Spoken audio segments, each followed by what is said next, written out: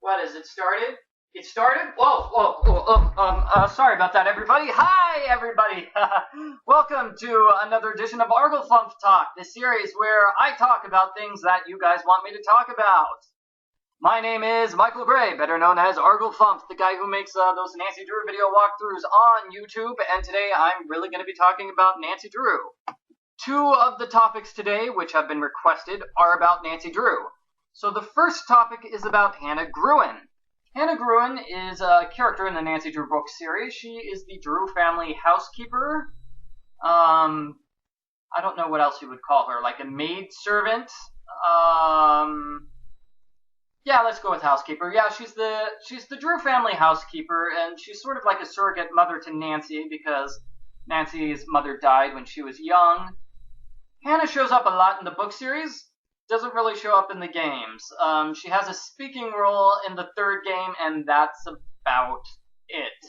She sometimes gets mentioned, but she's not one of the characters who appear. And so I think the basic question here is, how do I feel about that? How do I feel about Hannah? I'm gonna have to think. I like Hannah. She's a nice character and all, but I don't really feel bummed out or worried because she's not in the video game series. I don't feel like the series is really missing anything by not including Hannah. And I'm saying this because of Nancy's father, Carson Drew. I love Carson Drew. He only appears in two games, Alibi and Ashes and Secret of the Old Clock. Those are the only two games where he has a speaking role, and I'm perfectly fine with what they did with him in those games. He was great. He was awesome. I really liked it. So I'm not sure what I'm trying to say here. I'm just saying, you know what? I liked how they treated Carson. Carson's fine. I don't really feel let down because Carson doesn't appear in any of the other games. And that's sort of how I feel about Hannah Gruen. I don't really feel let down because she doesn't appear in the other games. I think Nancy has a terrific cast of friends, and the series has a terrific cast of characters in general. She has lots of friends and interesting people, so it's not like Hannah's gone, great, everybody else is boring and there's nothing for us to do. No, that's not the case. It's interesting whether or not Hannah's there. If they want to include Hannah in future games, fine, I'd love to see that. If they don't, I'm totally fine with that too. Okay, next topic. A Christmas Story. Oh, yes. A Christmas Story. Have you guys seen that movie, A Christmas Story? I've got this right here. It's this Christmas movie, and I actually have the Little Orphan Annie Ovaltine mug, which is somewhat featured in that movie.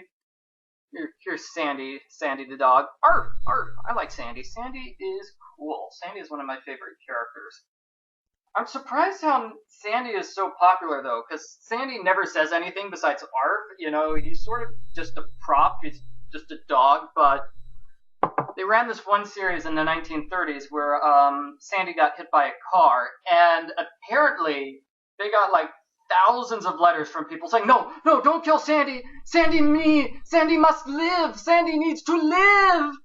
And one of the people who sent in a letter, believe it or not, was Henry Ford, who was alive then. Henry Ford, maker of Ford automobiles. He didn't want to see Sandy get killed by an automobile. Now, maybe Henry Ford was just thinking about his business and thinking it would be bad business if one of his cars killed Sandy, but I think he was generally worried about Sandy. Anyway, where was I? A Christmas Story. You know what? Forget A Christmas Story. Let's talk about Little Orphan Annie. The greatest comic strip ever. One of the greatest comic strips ever. I'm getting off topic again. I'll talk about Little Orphan Annie in a different video. Anyway, A Christmas Story is an okay movie. Actually, it's a great movie. It's really well done. I think as I've gotten older, I like the movie less. Because as I've gotten older, I've noticed the plot of the movie is sort of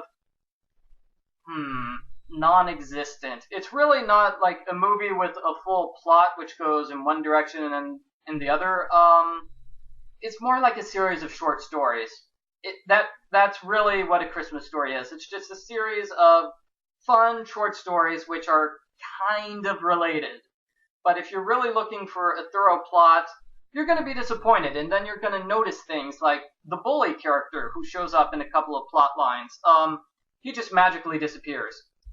you know, he gets beaten up and then we never hear from him again. And that happens with a couple of other things in a couple of the other plot lines because it's not a full series of stories. It's just a bunch of interrelated random stories. So it's not a full narrative. So that's something which That's something which bothers me about Christmas Story, but it's not something I noticed when I was a kid. It's still a good movie.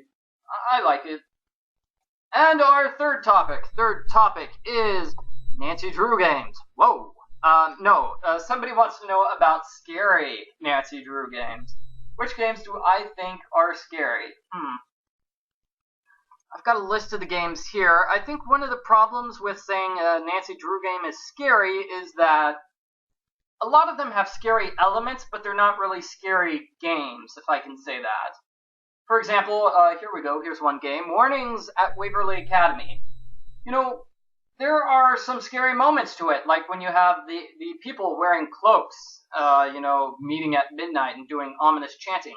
Yeah, that's kind of scary, but overall, it's sort of a lighthearted game. It's Nancy having fun in high school, so when I'm thinking of a scary game, I'm thinking of a game which is consistently scary all the way around. So I'm thinking Message in a Haunted Mansion, that had consistent scares the whole time. Shadow at the Water's Edge was genuinely scary. It was a really scary game. Not Ransom of the Seven Ships. Haunting of Castle Malloy, I'm kind of hesitant to say that's a scary game. It's one of the darker games, to be sure, but there weren't that many scares. In fact, I think there were only three scares, and they're all when the villain appears suddenly and is like, look at me, I'm scary. Other than that, it's a pretty nice game, not too scary.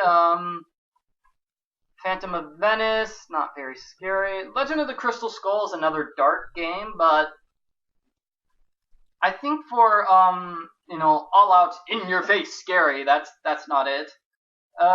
Curse of Blackmore Manor, maybe.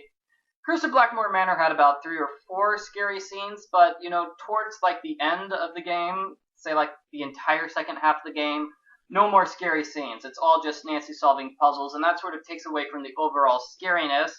Same thing with Ghost Dogs of Moon Lake. We have the scary scene right at the beginning, and then the rest of it is just Nancy's camping. Hooray, camping.